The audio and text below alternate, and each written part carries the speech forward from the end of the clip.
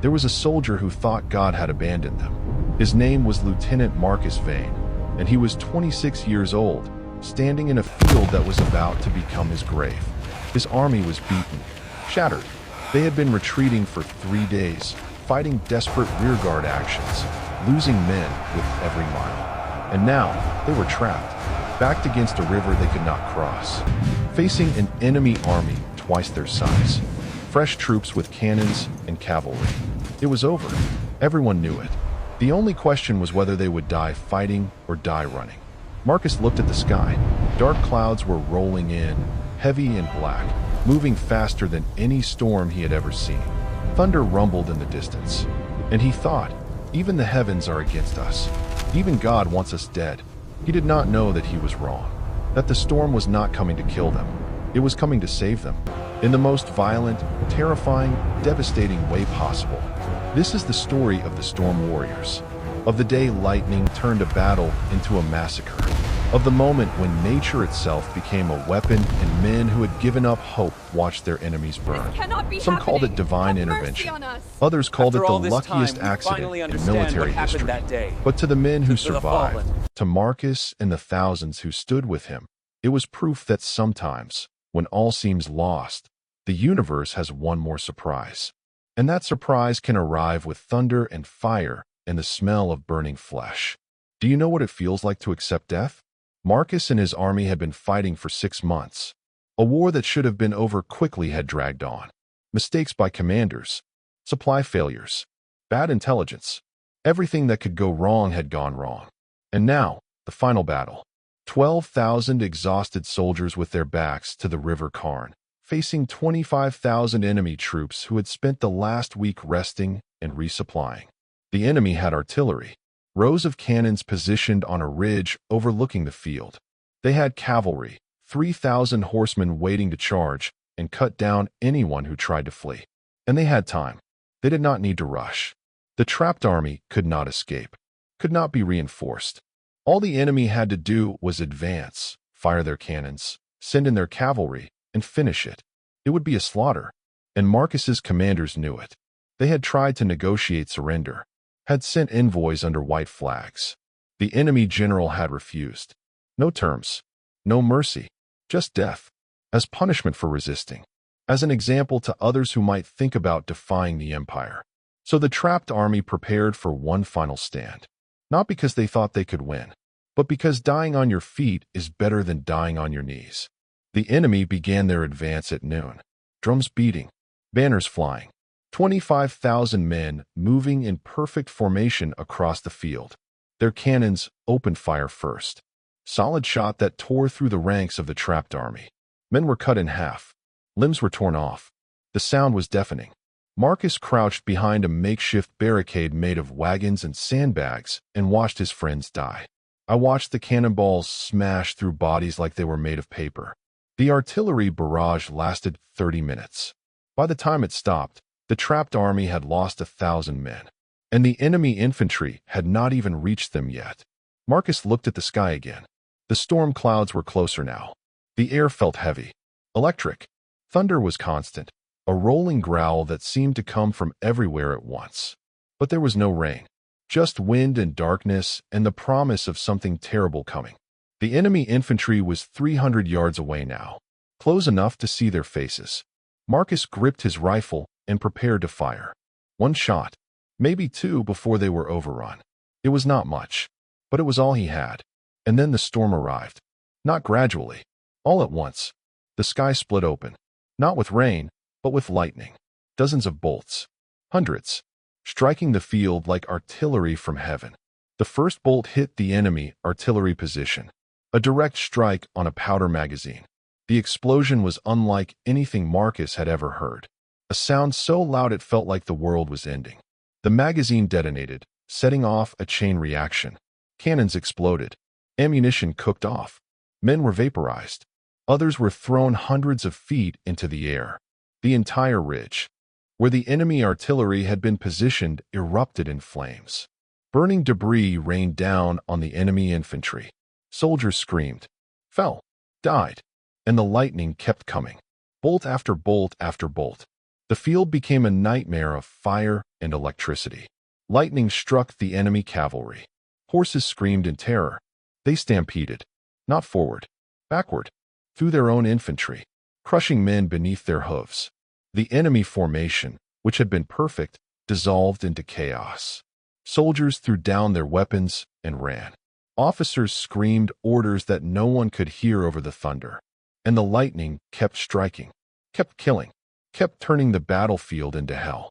Marcus stared in disbelief. Around him, his fellow soldiers were doing the same. They had been ready to die, had accepted it.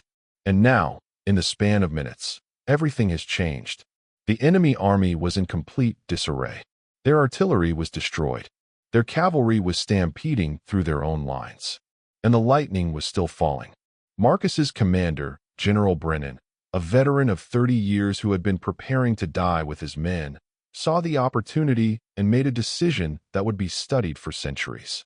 He ordered his army to attack, to charge into the chaos, to turn retreat into victory. The soldiers hesitated. They were exhausted, outnumbered, but the enemy was broken, panicked. If they struck now, while the storm raged, they might actually win. General Brennan raised his sword and shouted a single word that became a battle cry. Now, 12,000 soldiers, who moments ago had been preparing to die, charged across the field.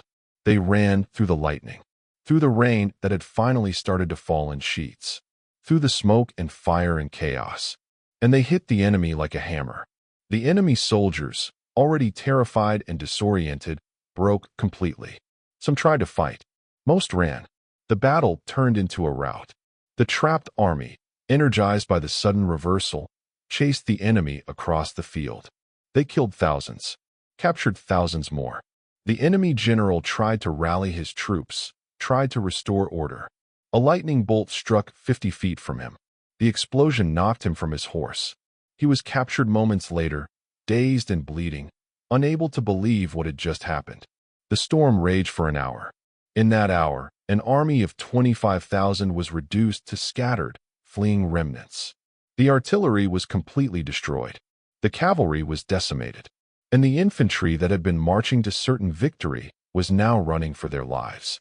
When the storm finally passed, when the rain stopped and the lightning ceased, the field was silent. Marcus stood in the mud, covered in blood and ash, and looked around. Bodies everywhere. Thousands of them. Most were enemy soldiers, killed by lightning, by explosions, by stampeding horses, by the charge of an army that should have been dead. His own army had lost fewer than 300 men in the battle. 300, against an enemy force twice their size. It was impossible. It was insane. It was a miracle. General Brennan walked through the field, checking on his men, and kept repeating the same thing. We won. I do not know how, but we won. The soldiers did not know how to react. They had been ready to die, had made peace with it, and instead, they had won the most lopsided victory in the war. Some fell to their knees and prayed. Some laughed hysterically. Some just sat in the mud and cried. Marcus found himself doing all three. News of the battle spread like wildfire. The storm battle, they called it. The day God fought for us. The enemy empire, which had been on the verge of total victory, was thrown into crisis.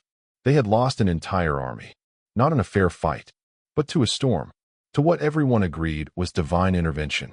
How do you fight an enemy that has God on their side? How do you convince soldiers to march into battle when the last army was destroyed by lightning from heaven? The empire's war effort collapsed. Morale shattered. Recruitment dried up. Other regions saw the defeat as a sign and rebelled. Within a year, the empire sued for peace. The war was over, and the turning point had been a single battle. A battle that should have been a massacre. That would have been a massacre if not for a storm that arrived at the exact right moment and struck the exact right targets. Historians and scientists studied the event for decades. Meteorologists analyzed the weather patterns. They determined that the storm was a freak occurrence, a combination of atmospheric conditions that created an unusual concentration of electrical activity. The lightning had struck the enemy artillery because their cannons, made of metal and positioned on a ridge, were the tallest objects in the area. Perfect lightning rods. The cavalry had panicked because horses are naturally terrified of thunder. The storm had not targeted the enemy. It had simply been a natural phenomenon that happened to favor one side. But to the soldiers who fought in it, to Marcus and his comrades, the explanation did not matter. Natural or divine, it had saved them, and they would spend the rest of their lives grateful for it. Marcus survived the war. He went home, tried to return to normal life. But normal did not exist anymore. He had stood on a field and watched lightning destroy an army, had charged through fire and rain and chaos, had killed men who were too terrified to fight back. The victory haunted him almost as much as defeat would have, because he knew the truth. They had not won through skill or bravery. They had won through luck, through a storm that could just as easily have killed them. And that knowledge, that understanding of how fragile survival is, changed him. He became a teacher, traveled to schools and academies. And when people asked him to tell the story of the storm battle, to talk about the glorious victory, he told them something else. He told them about standing in that field, ready to die, about accepting the end, about the moment when everything changed. And then he would say this: do not celebrate war. Do not romanticize battle, because victory and defeat are often decided by things you cannot control, by weather, by luck, by chance. We won that day, but we could have lost. And the only difference was a storm. Remember that. Remember that the men on the other side were just like us. They were not evil. They were soldiers following orders. And they died screaming, burned by lightning, trampled by horses, killed by forces they could not fight. We won. But there is no glory in what happened. Only survival. His speeches were not popular with military leaders. They wanted heroes. They wanted stories of courage and triumph. Marcus gave them reality instead, and some hated him for it. But the soldiers who had fought in the storm battle, they understood. They knew what he meant. They had seen the same things, had felt the same confusion and guilt. Victory should feel good. But when victory comes from watching your enemies burn alive, when it comes from chaos and terror rather than skill, it feels hollow. You are grateful to be alive, but you are not proud, just relieved, and maybe a little bit ashamed that you survived when so many others did not. The enemy soldiers who died that day were buried in mass graves, thousands of them. The victorious army erected a monument, not to celebrate the victory, but to mark the place where nature had killed so many. The inscription read simply, "Here, the storm killed 10,000. May such a day never come again." But other armies learned from the storm battle. They studied the tactics. The moment when General Brennan had ordered the charge, they analyzed how to take advantage of chaos, how to turn an enemy's panic into opportunity. The storm battle became a case study in seizing the moment, in recognizing when conditions have changed and acting decisively. And that, more than the lightning itself, became the battle's real legacy. Not a miracle, but the response to it. General Brennan had seen an opportunity and taken it. That decision, made in seconds, had turned a miracle into a victory. Without it, the storm would have just been an interesting weather event. With it, the storm became a weapon. The enemy empire collapsed within a generation. Not immediately, but the defeat at the storm battle started a cascade. Rebellions, economic problems, loss of confidence. The empire had been held together by the belief that it was invincible. That belief died on the field where lightning struck. And once people stopped believing in the empire's invincibility, once they realized it could be beaten, everything fell apart. New nations formed from the ruins, and many of them traced their independence back to that battle, to the day when 12,000 trapped soldiers were saved by a storm and turned certain defeat into impossible victory.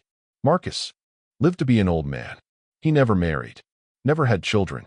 He dedicated his life to teaching, to make sure people understood that war was not glorious, that victory was not always deserved. Sometimes you win not because you are better, but because you are lucky, and that luck can run out. His final lecture, given at a military academy 2 weeks before he died, was recorded.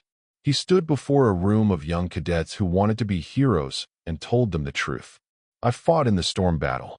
I survived when thousands did not. And I want you to understand something. We did not win because we were brave. We won because lightning killed our enemies. That is not heroism. That is a chance. So do not go to war seeking glory, because glory is rare. What is common is death and pain. and the memory of watching people burn. If you must fight, fight for something worth dying for. But never forget that the people on the other side believe they are fighting for something worth dying for too. And when the storm comes, when chaos arrives, it does not care about your beliefs. It just kills. Remember that. And maybe, just maybe, you will think twice before starting a war. The cadets did not applaud. They sat in silence. And that, Marcus thought as he left the stage for the last time, was the appropriate response. War should not be applauded. It should be mourned, even when you win. Especially when you win because 10,000 people were struck by lightning and burned alive while you watched. That is not victory. That is survival. And survival should make you humble, not proud. The storm battle remains one of the most studied battles in history. Not for its tactics, which were simple, not for its strategy, which did not exist, but for its randomness, for the way it demonstrated that history can turn on accidents, that the most powerful armies can be destroyed by weather, that divine intervention and natural phenomena look the same when you are standing in the middle of them, and that sometimes the only difference between being a hero and being a corpse is whether the lightning strikes them or you. Marcus's grave is near the battlefield. Simple stone, no grand monument, just his name and dates and one line. He survived the storm. Thousands did not. And every year, on the anniversary of the battle, people gather at the field. They remember the soldiers who died. Both sides. Because Marcus had insisted on that. That the enemy dead be honored too. That the storm had not chosen sides. It had just been killed. And the people it killed were human beings. Sons and brothers and fathers. Not monsters. Just men who were on the wrong side of a natural disaster. The field itself is scarred. Even now, centuries later, you can see where the lightning struck. Patches of fused sand. Areas where nothing grows. The earth remembers. Even if people forget. This is the story of the storm warriors. Of the day lightning turned a battle into a massacre. Of 12,000 soldiers who were ready to die and instead watched their enemies burn. Some called it a miracle. Some called it luck. Marcus called it a reminder that we control less than we think, that nature is stronger than armies, and that victory, no matter how it comes, is paid for in blood, theirs or yours, and that blood never washes away. It just soaks into the earth and waits for the next storm, for the next battle, for the next time humans forget that they are small, and the world is vast, and sometimes the sky opens up and reminds us.